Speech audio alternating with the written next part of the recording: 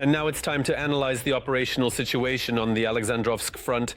The enemy is becoming more ferocious here as well. On the Alexandrovsk front, the aggressors attempted to break through the defenses of our defenders 12 times in the areas of the settlements of Alexandrovgrad, Voronoe, Sosnovka, Verbovoe, Zlagoda, Privolnoe, Egorovka, and Krasnogorskoe. The settlement of Velikomikhailovka was also subjected to an airstrike.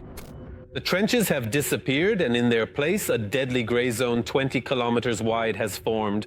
Drones completely and utterly rule there now. Military analysts are talking about a fundamental change in the rules of warfare. What are the risks for Ukrainian defenders, and why are the armed forces of Ukraine winning the drone war? Let's watch. A UAV operator from the 110th Separate Mechanized Brigade perfectly drops a grenade into a trench with Russian soldiers. One of them tries to throw the explosive out but doesn't make it in time. As a result of the successful drop, several occupiers were eliminated. This is what modern warfare looks like now. There are virtually no assaults or frontal attacks with vehicles. Drones have put an end to positional warfare. That's exactly the headline of an article published by the American outlet Politico. The fighting in Ukraine no longer resembles the trench warfare of World War I. Instead, drones have erased the continuous front line, creating a kill zone. As a result, a gray zone of chaos has formed, stretching about 20 kilometers from the front line, where drones hunt soldiers. The wounded are left to die, as it is extremely difficult to evacuate them, and delivering ammunition, food and water to the fighting troops is nearly impossible. The sky above the gray zone is shrouded in smoke from drones. UAVs are equipped with thermal imagers, cameras, bombs and cannons, and some lie in wait for hours on highways, waiting for military vehicles to pass by. At the same time, there is a hunt for UAV pilots who are sitting tens of kilometers away. We have moved on to a war of drones against drones. Now drones can set up ambushes, intercept enemy logistics systems, and disrupt supply lines. In addition, it has become more difficult to hold positions. If you are detected, all the weaponry in the area will immediately be directed at your destruction. Pavel Palisa, Colonel of the Ukrainian Armed Forces. Russian military public pages are quoting this article, but as always in their own way. Here is one example of Russian propaganda where it is written that Russian drones do not let the Ukrainian armed forces rest, although in reality it's exactly the opposite. Because of Russian drones, Ukrainian soldiers are forced to stay at their positions for weeks. Drones make evacuation, rotation, and the delivery of ammunition and food deadly dangerous. Information from open sources shows that it is actually the Russian army that abandons its wounded soldiers instead of evacuating them. Now, Russia is also trying to keep up in the production of various strike UAVs. For example, in frontline areas, the enemy has started using a new type of Iranian drone, the Shahed 101. It has a warhead weighing 8 to 9 kilograms and a flight range of several hundred kilometers. So far, the occupiers have not managed to localize the production of this drone in Russia. The UAVs were produced in 2024 in Iran, but it's only a matter of time. The Russians learn quickly from their mistakes.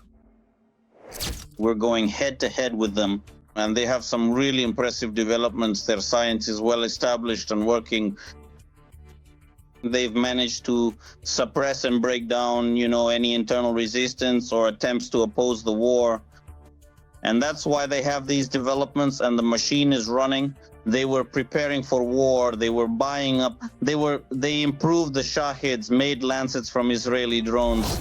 Drones have become so effective that they've even pushed artillery away from the front line and have made it nearly impossible to use armored vehicles to supply the troops. Drones have become useful for delivery and evacuation, combat reconnaissance, and remote mining, tasks that were previously usually carried out by people in war. Despite different resource capabilities, Ukraine currently has parity with Russia in drones on the front line, and in some areas even has an advantage. But the development of this military component does not stop for a single minute.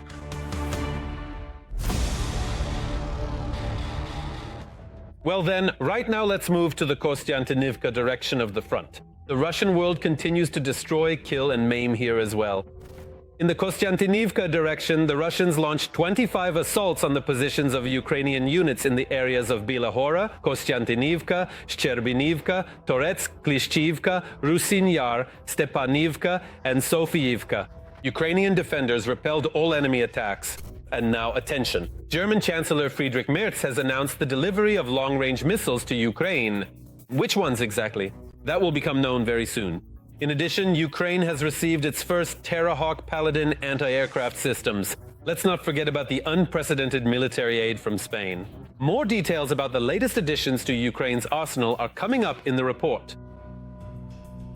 Even more aid and support, the German Chancellor has promised to equip the Ukrainian army with long-range weapon systems. However, Merz did not disclose details about the number of missiles or the delivery timeline. For months, we have been working intensively with the Ukrainian government on implementing long-range fire projects, as we call them technically. The Ukrainian army will be equipped with such weapon systems. At the same time, the Chancellor refused to answer the question about Germany's previous reluctance to supply Ukraine with long-range Taurus cruise missiles. He called this approach a tactic to increase pressure on the aggressor country, Russia.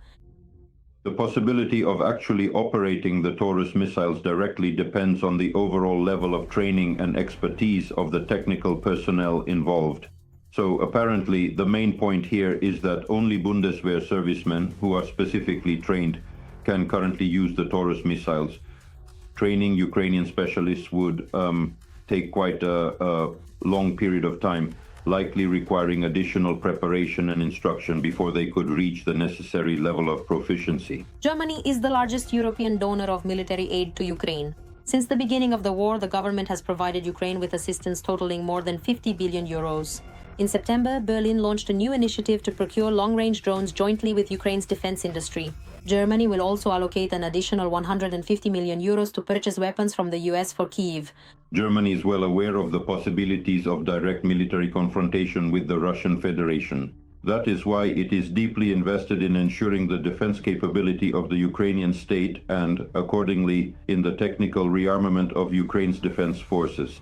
Meanwhile, the Ukrainian Air Force has strengthened its air defense with the new British Terrahawk Paladin weapon system. The number of units delivered has not been disclosed, but even a small batch of such systems will significantly enhance Ukraine's air defense. For the Ukrainian side, this means creating a so-called point air defense system at the moment, that is, protecting key logistical and military facilities from being hit by the enemy's aerodynamic weapons, primarily referring to UAVs. This system is fully mobile and accordingly allows for its redeployment to any location, and given its autonomous operation, this significantly increases Ukraine's ability to counter attacks from the Russian Federation at any given moment in time. Spain will also allocate 615 million euros to support Ukraine, the lion's share of which will go specifically to military needs. First and foremost, this is a program for additional arms purchases for the needs of the armed forces of Ukraine from the United States. The second is accordingly the strengthening of Ukraine's air defense systems. And accordingly, this concerns the nature of logistical and technical support, including the transfer by the Spanish side of heavy armored vehicles and weaponry that are currently in service with the Spanish army.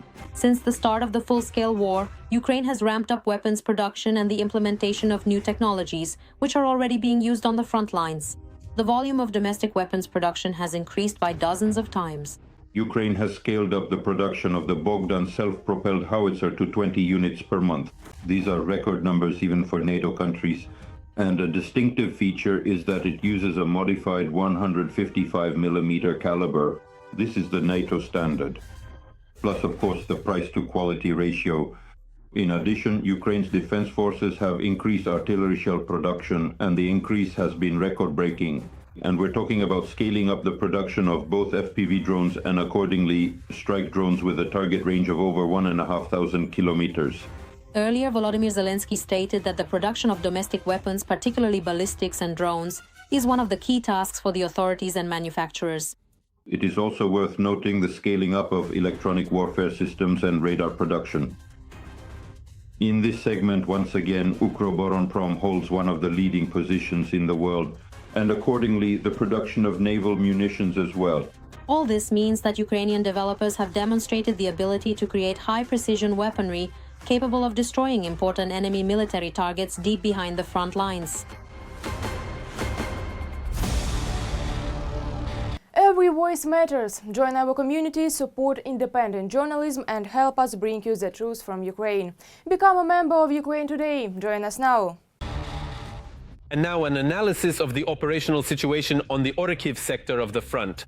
The enemy's army is acting true to form here as well.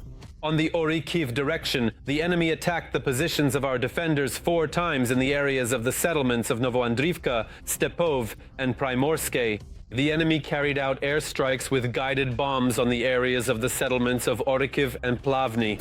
Russia is already actively operating on the territory of the North Atlantic Alliance. Here is a recent example of sabotage on the Polish railway. Warsaw was quick to announce preparations for war. The question is, will Poland have time to prepare? Our journalists will provide the answer in the next segment. There's no need to make things up and, based on these inventions, form an opinion about Russia. There's no need to create the image of Russia as an enemy. They've made up this story that Russia wants to attack NATO. Have you completely lost your minds or what? You're as dumb as this table. Who came up with this? This is nonsense, you understand? Utter rubbish.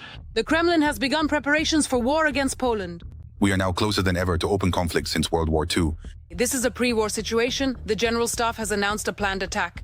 The aggressor has begun preparations for war. He is creating an environment meant to undermine public trust in the government, the army, and the police, in order to set the stage for potential aggression against Polish territory.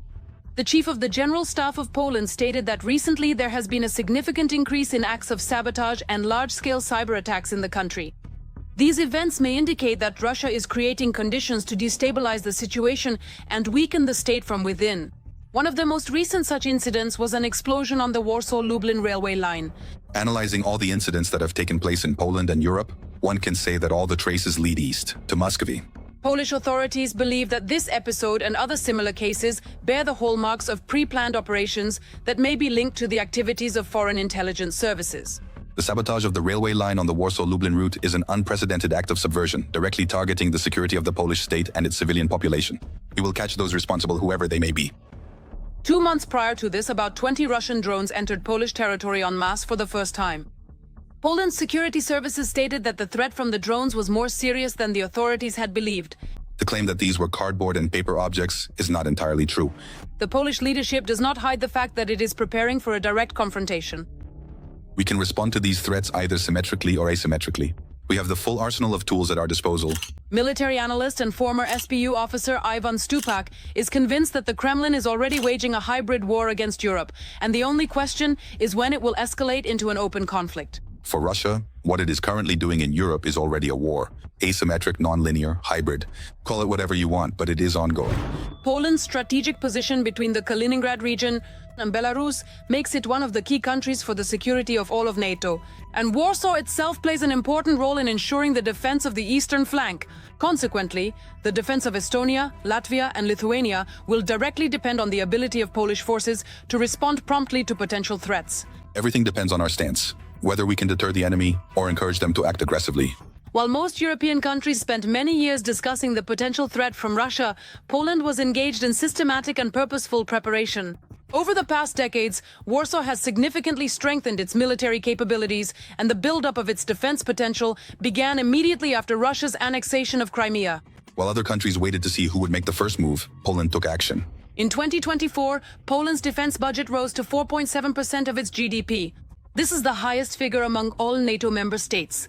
The modernization of military equipment and the increase in troop numbers to more than 200,000 make the Polish army one of the largest in Europe. In addition, Poland has become one of the largest purchasers of weapons from the United States. The country has invested about $50 billion. Without the United States, there is no alliance. We need to spend more on defense not to replace the Americans in Europe, but to keep them here. Poles are tired of the war going on in the neighboring country, and as a result, their attitude toward Ukrainians is worsening. The Polish Minister of Defense stated that people are not seeing the main enemy, and those who incite against Ukraine are acting against Poland. This should be valued and respected, not used to incite hostility toward Ukrainians in Poland or to stir up anti-German sentiment. The chief of the Polish General Staff called for the creation of a Cold War 2.0 for large-scale investment in defense, and for making it clear to Moscow that any attack on NATO will be met with a decisive response. Now, the future of European countries depends on NATO's readiness to defend itself.